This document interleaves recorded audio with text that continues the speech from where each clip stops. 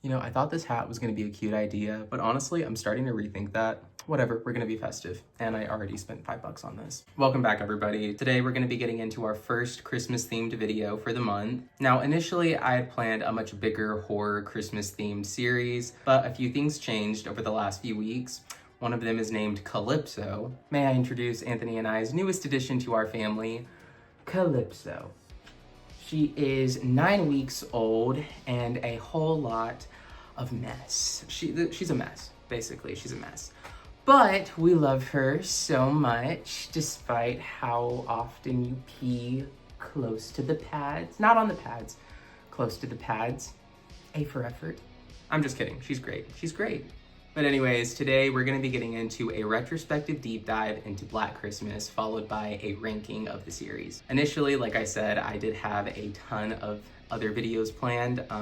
Unfortunately, I don't exactly have the time for that now. So we're just gonna kind of mush them together. It's not lazy, it may sound lazy, but it's not. The deep dive and ranking were supposed to be completely separate videos, and I was also going to review each singular Black Christmas movie on its own.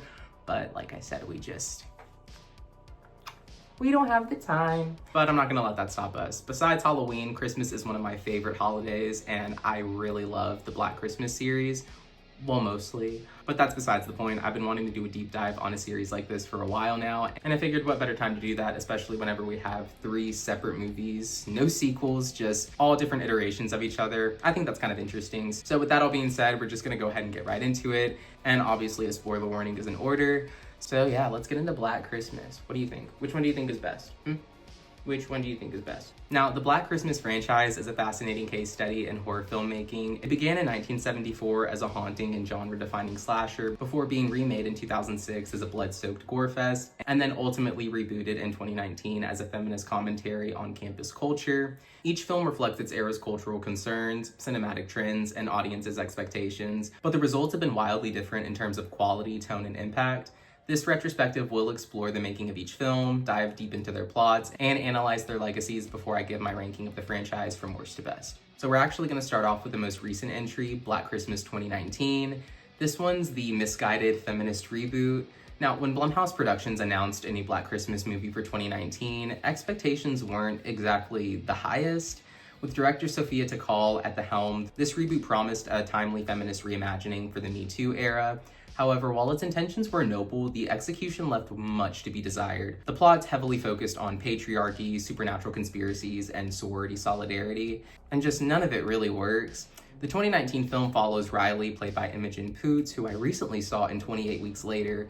Much better movie, and her performance was really good in it. I'm kind of shocked that she hasn't been in more horror movies, but she was really good there. Here she's playing Riley, who's a college student grappling with PTSD after being taken advantage of by Ryan Huntley, the president of the DKO fraternity.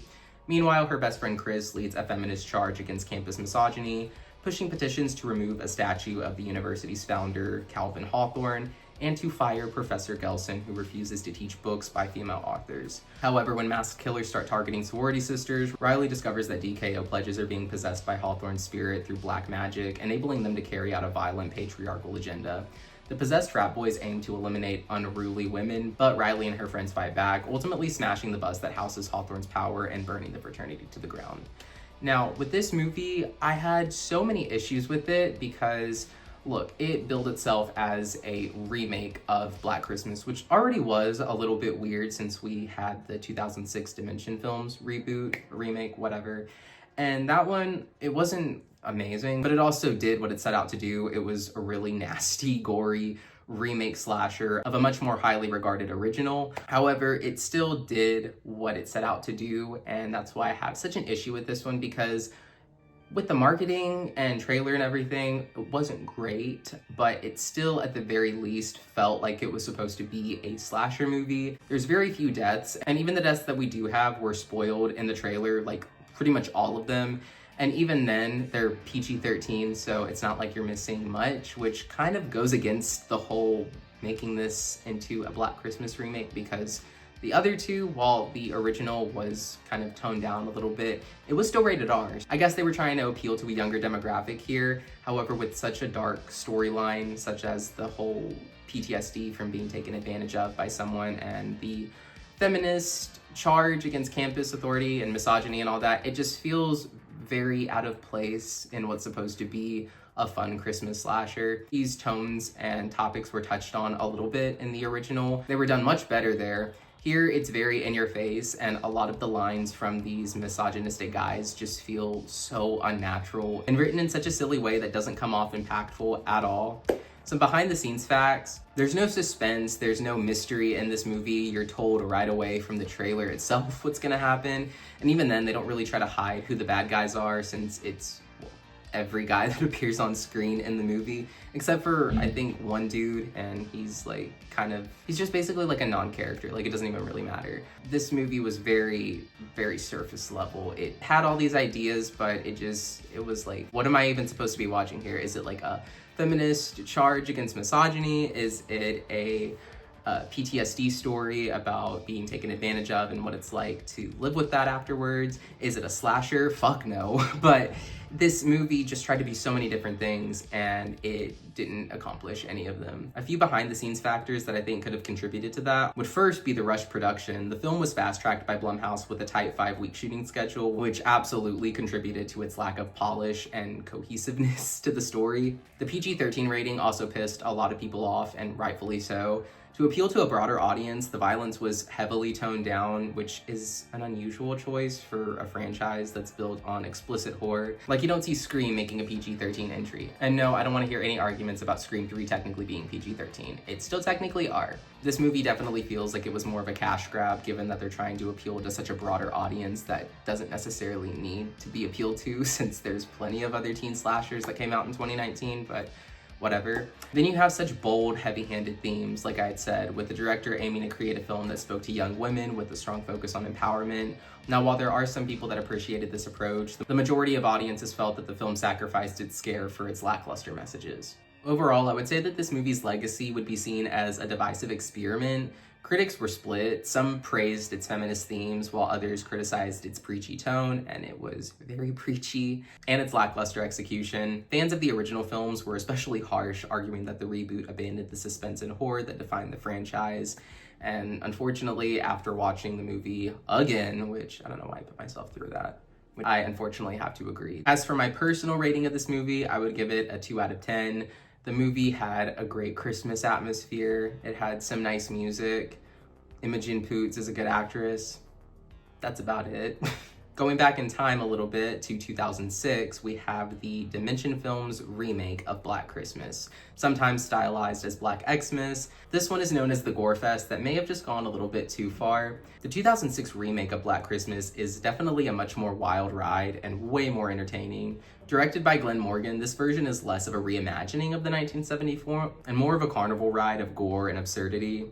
While its excess gore makes it a guilty pleasure for some, it loses much of the subtlety and tension that made the original so effective. The plot this time around is focused on Billy and Agnes's gruesome family history and the sorority sisters that are currently living in their house. The film begins by delving into the backstory of Billy Lenz, a jaundiced child who endures horrific abuse at the hands of his mother Constance. After witnessing Constance murder his father, Billy is locked in the attic where she later assaults him to conceive a better child, which is later in the film revealed to be Agnes. Years later, Billy escapes, disfigures Agnes, and murders Constance, baking her flesh into Christmas cookies.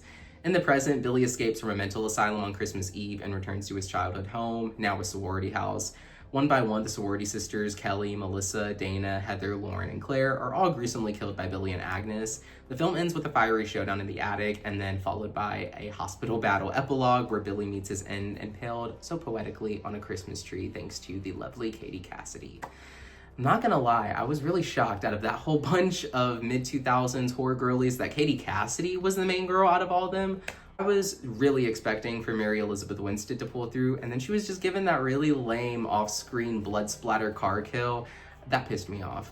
Speaking of the kills though, I would say that's probably the biggest reason why I love this movie so much, because it just goes there with the kills. They are nasty and gruesome and super gory.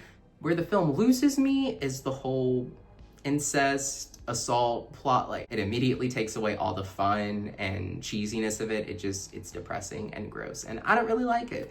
So that's partly why the film loses me, at least compared to the original film where there's none of that weird shit. As for this movie though, the rewatchability value of this movie is so high because it is just so fun. You've got all the mid-2000s horror girlies.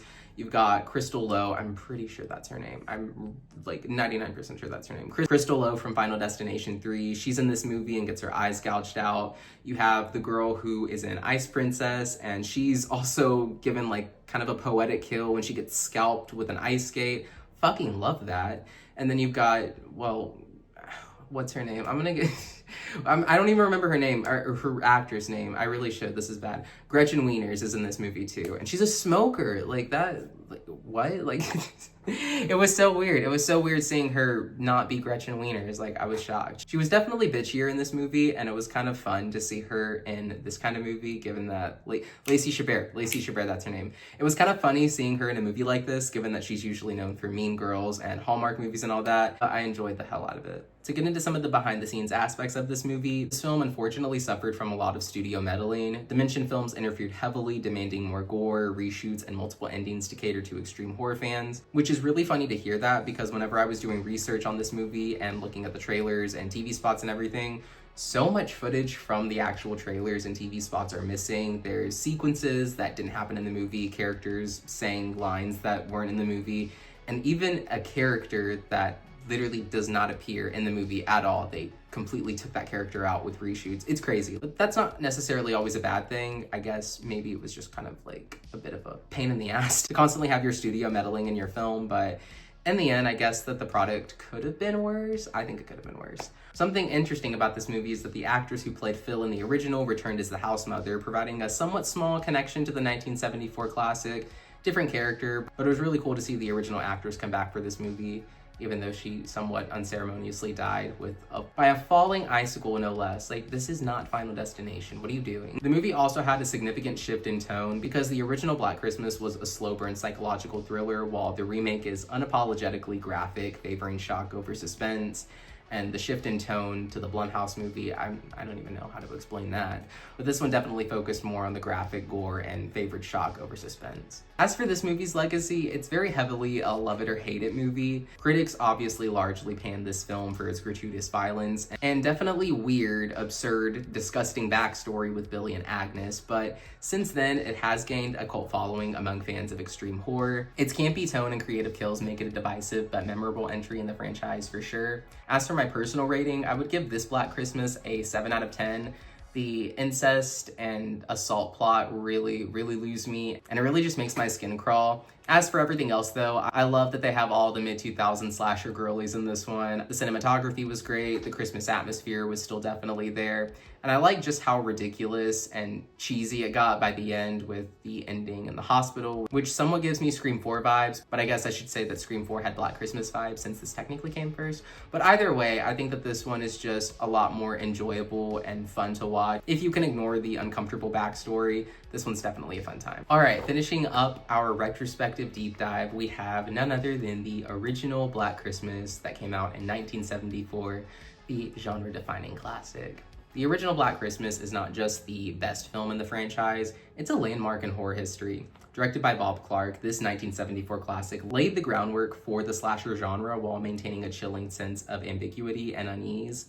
The plot focuses heavily on the killer being inside the house, which is set in a sorority house during Christmas break. It's just such a good classic setup. The film begins with an unseen man climbing into the attic. The sorority sisters Jess, Barb, Phil, Claire, and their house mother Miss Mac are harassed by obscene phone calls from a man they nickname the Moaner. Claire is the first to fall victim, suffocated with a plastic bag and left in the attic. As Claire's father and boyfriend search for her, Jess deals with her controlling boyfriend Peter, who reacts violently to her decision to have an abortion, which, by the way, this is some of the tones that I was talking about that are touched upon here in this movie versus the 2019 movie. Meanwhile, the murders escalate. Miss Mac is killed with a crane hook, Barb is stabbed with a glass unicorn, and Phil is just strangled.